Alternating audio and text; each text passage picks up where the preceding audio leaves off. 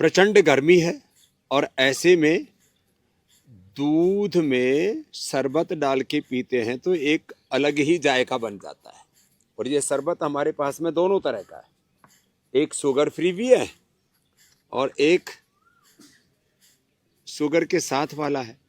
और आप इसको डाल करके जब पीते हैं ना तो इसका आनंद अजब गजब होता है। और मेहमान भी घर में आए तो उनको आप ये शरबत पिलाएं तो वो याद रखते हैं कि और उस घर में गए थे। क्या गजब पतंजलि का गुलाब शरबत पिया दूध के साथ। इसको आप लस्सी में भी पी सकते हैं, हमारे पास लस्सी भी है। और लस्सी में आप शरबत डालकर के भी पी सकते हैं। और लस्सी से ये राबड़ी, ये बड़ा गजब का मामला है। ये राबड़ी है जिसमें ये जौ का दलिया बनाते हैं, छाछ और पानी के अंदर मिला करके रात को बना करके रख दिया और फिर सुबह इसको घोल करके और छाछ के साथ ऐसे पी लेते हैं। ये दलिया, ये भी गजब है उसके लिए, गर्मी के लिए। और जिनको ज़्यादा ही गर्मी लगती हो, लू चल रही हो, तो थोड़ा प्याज और डाल दीजिए।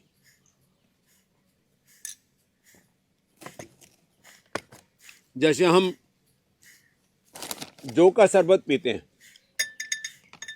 चने का शरबत पीते हैं, चने का ये शरबत, अब चना, इसमें प्रोटीन भी, पोषण भी पूरा है।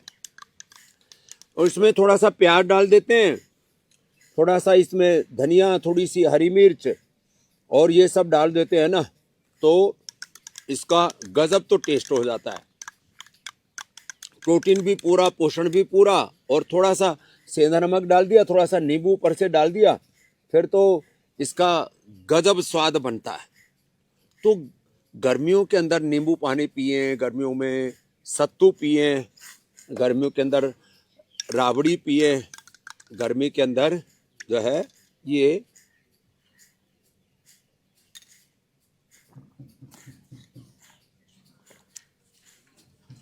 गर्मी से राहत पाने के ये देसी उपाय है। सारे नेचुरल ड्रिंक्स हैं यहाँ पर।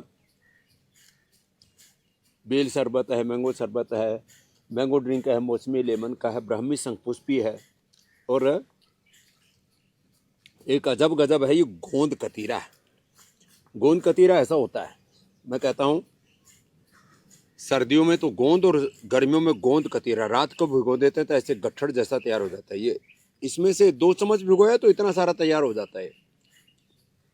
और इसको सुबह थोड़ा सा हनी मिला करके ले लें, या तो थोड़ा दूध में ले लें इसको। जैसे दूध है ना, अब जैसे ये दूध है, ये दूध का शरबत ही बना दिया हमने। इसमें जैसे गुलाब शरबत था, अब इसके अंदर ये 1-2 चम्मच ऐसे इसकी डाल दी, किसकी, गोंद कतीरे की, और इसको ऐसे भिगो के पियेंगे। क्या गजब इसका टेस्ट बनता है। इससे बढ़िया कोई रेसिपी नहीं हो सकती है गर्मी के लिए। तो राबड़ी पिए। और हाँ, ये चिया सीड, ये जो है बहुत महंगे, 10-10 गुना महंगे बेचा करते थे। हमने चिया सीड सबको उपलब्ध करा दिया और इसको रात को भिगो देते हैं ना, तो देखो ये ऐसे बन जाता है। चाहे तुलसी सीड भिगोएं, चाहे चिया सीड भिगोएं, ऐसे फिर ये इसका ड्रिंक भी हमने बना करके दे रखा है, सारे देश को उपलब्ध करा रखा है। तो ये एक तरफ तो मैंने पूरा आपको बता दिया, ये है देसी उपाय।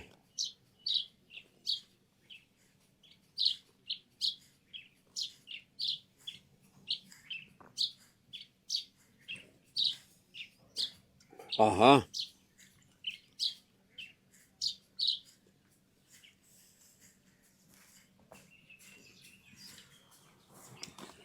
दूसरा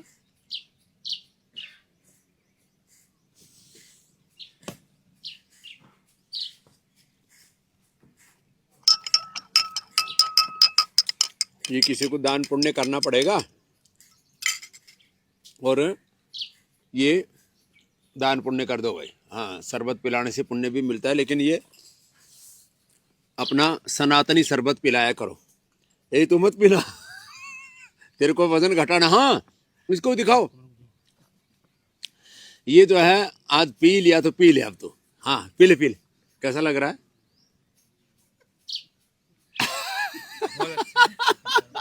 बड़ी मुश्किल से तो इसके दाव बैठा, लेकिन इस लड़के ने बहुत मेहनत की। प्रणव ने 4 दिन में 6 किलो वजन कम किया है, फैटी लीवर पूरा ठीक कर लिया है ना। पी ले बेटे, कोई दिक्कत नहीं, होले होले पी दे।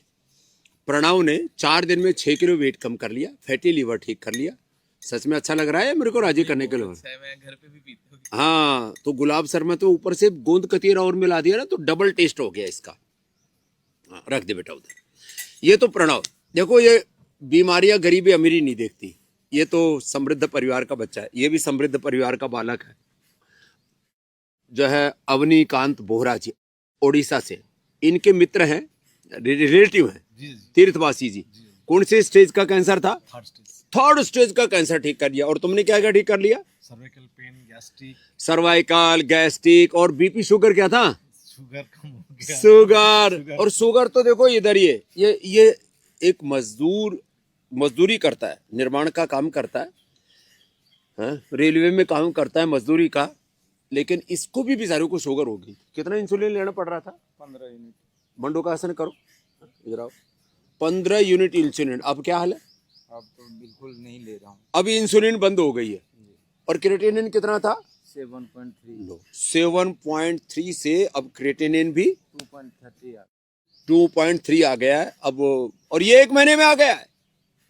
2 महीने हुआ भी नहीं, 24 दिन हुआ। 1 महीना तो पूरा हुआ भी नहीं है।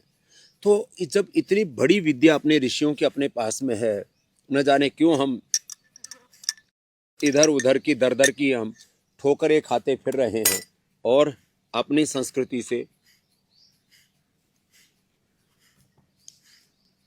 अपनी सभ्यता से दूर चले गए। मैं तो सारे देशवासियों से आह्वान करूंगा, आओ अपनी संस्कृति,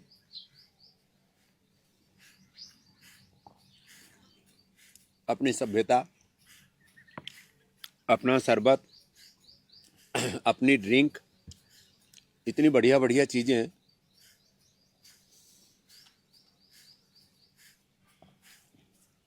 गांव के आगे हम छोटे बच्चे थे, खेत में चले जाते थे, फिर कलेवे में जो चने की रोटी,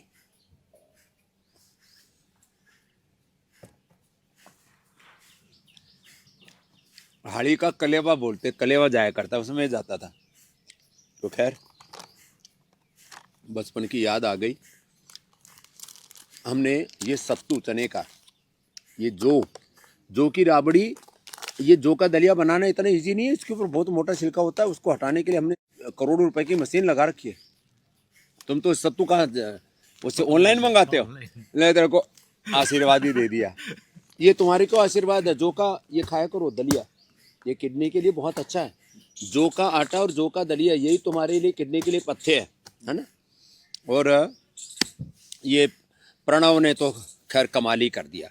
लास्ट में मैं 2-3 बातें कह करके, क्योंकि बड़ी खुरापात देश में चल रही है, और खुरापात ये चल रही है कि एक तरफ जो सेकुलर की चादर ओढ़ करके बैठे हुए भेड़िए, धूर्त चंडाल चोकड़ी क्या बोल रहे हैं, आतंकवाद का कोई मजहब नहीं होता। फिर भाई हमारा धर्म पूछ करके क्यों गोली मारी, क्यों कलमा पढ़ने के लिए बोला, क्यों खतना चेक किया?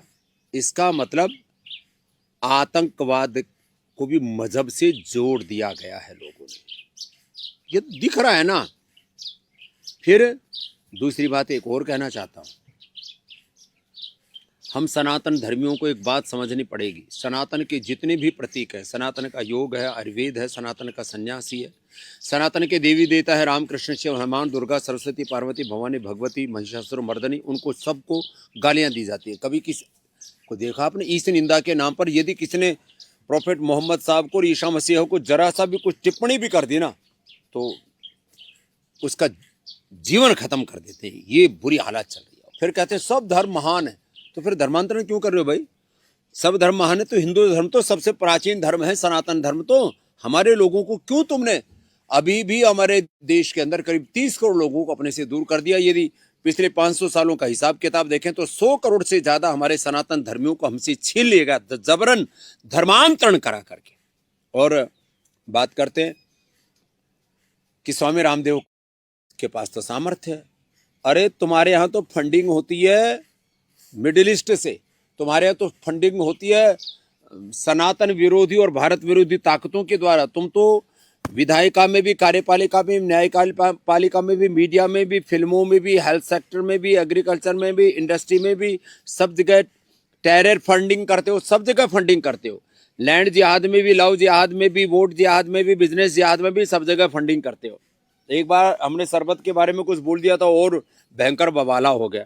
लेकिन बात तो सच है कि किस तरह से कुछ लोग जो है एक टारगेट करके सनातन धर्म को, सनातन के प्रतीकों को, और किस तरह से आपके घरों में घुस गए हैं, आपके दिलों में घुस गए हैं, और आप सेक्युलर की चादर ओढ़ करके बैठे रहते हैं और मामला गड़बड़। मैं देखो, जो सभ्य विवेकशील मुसलमान है, खास करके मैं 3 नाम लेना चाहूंगा, बोरा या बोरी मुसलमान, आगा खानी मुसलमान, और कम से कम भारत के संदर्भ में तो मैं कह सकता हूं सिया मुसलमान। कितने प्रगतिशील है।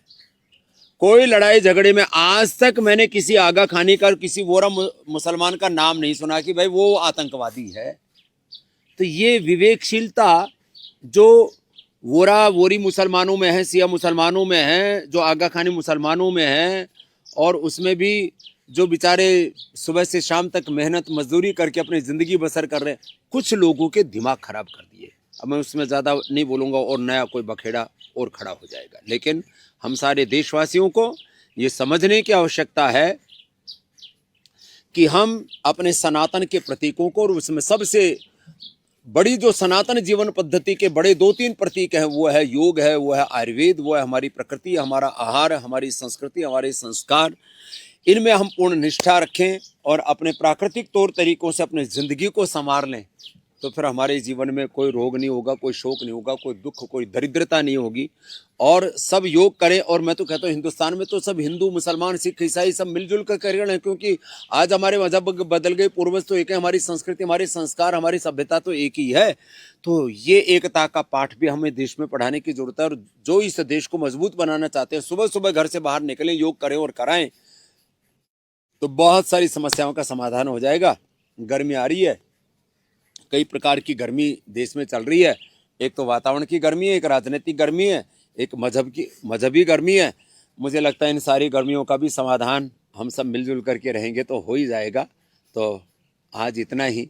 हर दिन फेसबुक लाइव में ऐसे ही नए नए किसी पहलू से हम आपको अवगत कराते रहेंगे और इन बड़ी बड़ी समस्याओं से आपको उभारते रहेंगे और स्वास्थ्य देते रहेंगे और सनातन का संदेश भी।